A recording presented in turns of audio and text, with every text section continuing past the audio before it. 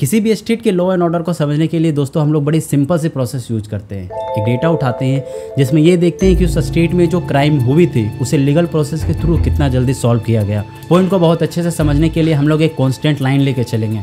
लोगों के literacy rate, urbanisation, political situations और इसके बाद जो वहाँ के कल्चर है वो फिक्स है, क्योंकि किसी भी स्टेट में कोई भी क्राइम होती है तो उस चीज़ को समझने के लिए उसके क्या कल्चर है, क्या कंडीशन है, किस टाइप का क्राइम है, कितने रिसोर्सेज देखे गए थे और कहाँ ये प्रोसेस को एग्जीक्यूट करने की कोशिश करी गई थी, तब ये डिफाइन होता है कि कितने टाइम फ्रेम में एक प्रॉब्लम को सॉल्व करा गया। हम लोग जो डेटा कंसीडर करेंगे 2010 से लेकर 2024 तक के judiciary efficiency, crime rate, prisoner system strain और पुलिस इंफ्रास्ट्रक्चर, इसके साथ जो हमारा स्टेट है वो हरियाणा, पंजाब, हिमाचल प्रदेश, उत्तराखंड नॉर्थ में, और साउथ में हम लोग कर्नाटका, केरला, तमिलनाडु, आंध्र प्रदेश और तेलंगाना जैसे स्टेट को कंसीडर करेंगे। जो हम लोग डेटा यूज करेंगे वो एक्चुअली होगी नेशनल क्राइम ब्यूरो रिपोर्ट की, इंडियन जस्टिस रिपोर्ट और ministry of home affair, bureau of policy research and development, national justice data grid और इसके बाद नेशनल फैमिली हेल्थ सर्वे का डेटा है। ये वो डेटा है जो 2010 से लेकर 2024 के बीच में यूज करेंगे अपने कुछ पॉइंट को कांस्टेंट रखते हुए। इस चीज़ से ये एटलीस्ट पता चल जाएगा कि जो कंडीशन देखने को मिल रही है किसी भी स्टेट में, चाहे वो हिस्टोरिकली पॉलिटिकल सिचुएशन के कारण या लोगों के कल्चर के कारण बना है, उसके बाद स्टेट चाहे नॉर्थ हो चाहे साउथ हो वो कैसे अपने लॉ एंड ऑर्डर को मेंटेन कर पा रही है। और आज की डेट में जो इतना बड़ा गैप देखने को मिलता है साउथ और नॉर्थ के बीच में, वो क्यों हो पा रहा है। वीडियो के एंड तक हम लोग एटलीस्ट इतना तो समझ जाएंगे दोस्तों कि अगर किसी भी स्टेट में क्राइम होती है, लॉ एंड ऑर्डर को मेंटेन कितनी एफिशिएंटली करा गया इसका अनुमान लगाया जा सकता है। वीडियो थोड़ा ध्यान से देखना, कई पॉइंट्स हम कांस्टेंट करके भी समझने की कोशिश करेंगे। मेरे साथ बने रहो, वीडियो शुरू करते हैं।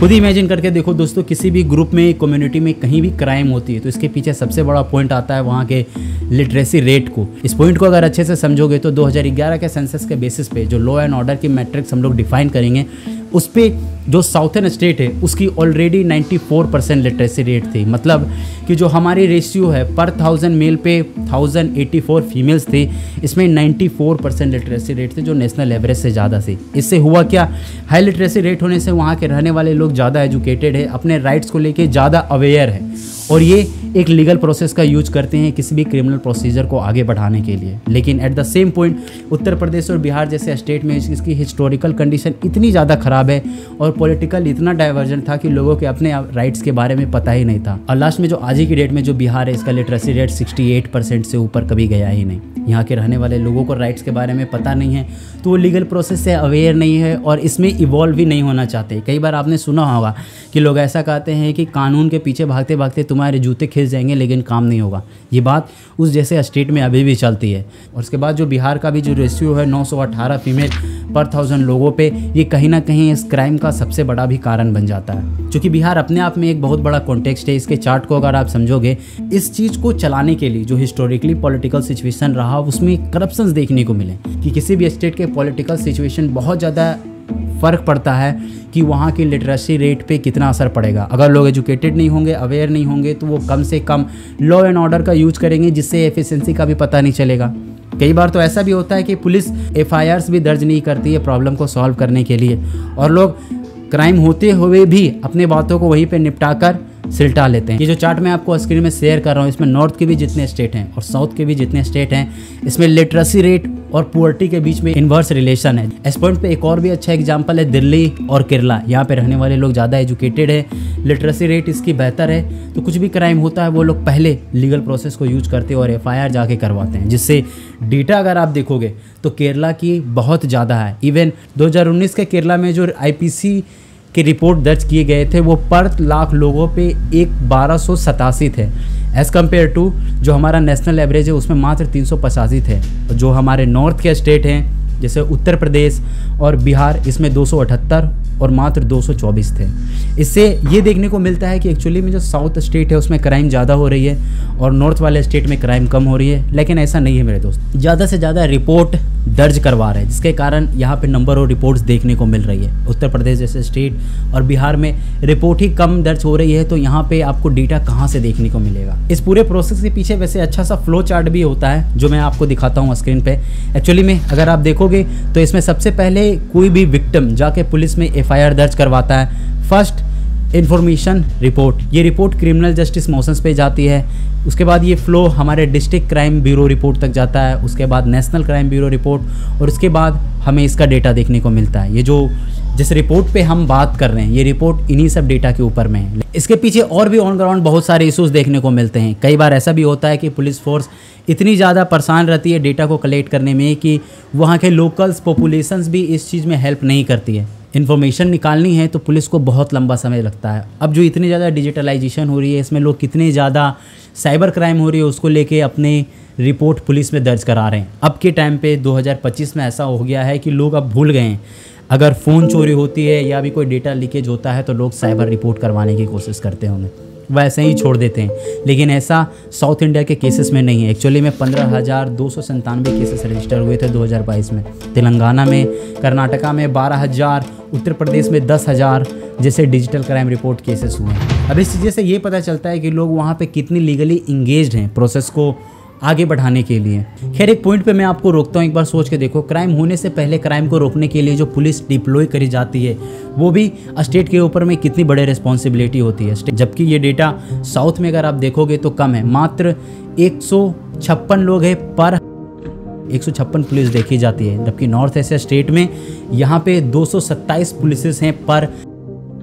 कहने का मतलब ये है कि अगर एक छोटे से एरिया में ज़्यादा पॉपुलेशन होगी, जो उत्तर प्रदेश का कंडीशन है, कोई भी क्लैसेस, कोई भी वायलेंस होते हैं तो लोगों के बीच में कोऑर्डिनेशन नहीं है। एक भी अफवाह फैलने के बाद लोग तुरंत वॉयलेंस और क्लैश पे उतर जाते हैं, जिसके कारण क्या होता है कि गवर्नमेंट को अपनी ज़रूरत के हिसाब से ज़्यादा पुलिस पहले से डिप्लॉय करके रखनी पड़ती है उस चीज़ को कंट्रोल करने के लिए। ये प्रॉब्लम वैसे साउथर्न स्टेट में कम देखने को मिलता है। लोगों के बेहतर लिटरेसी रेट होने के कारण, उनके कम्युनिटी के बीच में एक बेहतर कोऑर्डिनेशन और ट्रस्ट होने के कारण ये प्रॉब्लम कम इंगेज कर पाती है। अब मान लो क्राइम हो गया, यहाँ पे आता है हमारा जस्टिस सिस्टम एफिशिएंसी। अगर एक क्राइम हो जाता है तो उसको पुलिस FIR रजिस्टर करने के बाद लीगल प्रोसेस से कितना एफिशिएंटली उस प्रॉब्लम को सॉल्व कर पाती है। ये बात आपको पता हो तो हमारे देश में अभी 4 करोड़ से भी ज़्यादा केसेस पेंडिंग है। 31 जुलाई 2025 को ये आर्टिकल पब्लिक हुई थी। नॉर्थ में जो हमारा उत्तर प्रदेश है, इसमें एक बार 11 साल लगे थे एक केसेस को सॉल्व होने के लिए। वेस्ट बंगाल के केसेस में तो 9-9 साल तक केसेस पेंडिंग हुई थी। लिस्ट में अगर आप देखोगे तो साउथर्न स्टेट जितने भी हैं, मिजोरम, केरला, आंध्र प्रदेश और तमिलनाडु, इसमें जो मैक्सिमम एफिशिएंसी है वो 73% है। जबकि असम, बिहार और वेस्ट बंगाल जैसे स्टेट में 3-6% की एफिशिएंसी देखने को मिलती है।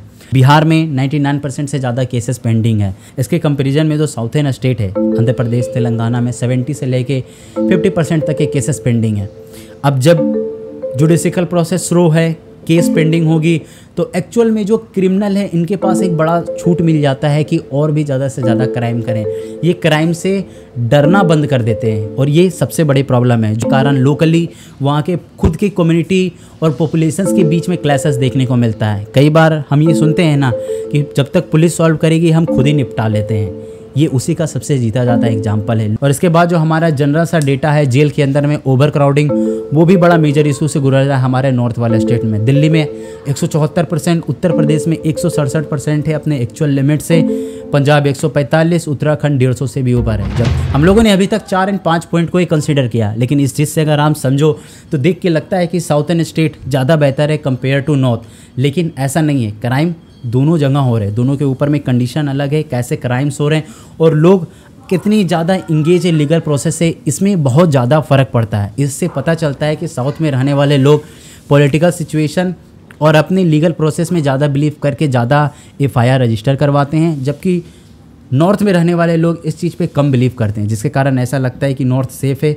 और हमारा साउथ सेफ़ कम नहीं है। लेकिन इस रियलिटी में साउथ ज़्यादा सेफ़ है अपने लिटरेसी रेट, बेहतर कोऑर्डिनेशन और अच्छे एजुकेशन सिस्टम को लेके, और नॉर्थ इंडिया में ये चीज़ें नहीं देखने को मिलती है। ओवरऑल डिस्कशन से हम लोग यही समझ सकते हैं दोस्तों कि जितना हम लोग अभी पॉइंट को देखते हैं और रियल लाइफ के क्राइम को देखते हैं, इससे ऑन ग्राउंड रहने वाले लोगों के कोऑर्डिनेशन से ही अच्छे से समझा जा सकता है। जो लोगों के अपने पर्सनल ओपिनियन है law and order, legal process को लेके, उससे पता चलता है कि लॉ एंड ऑर्डर की एफिशिएंसी कितनी बेहतर है।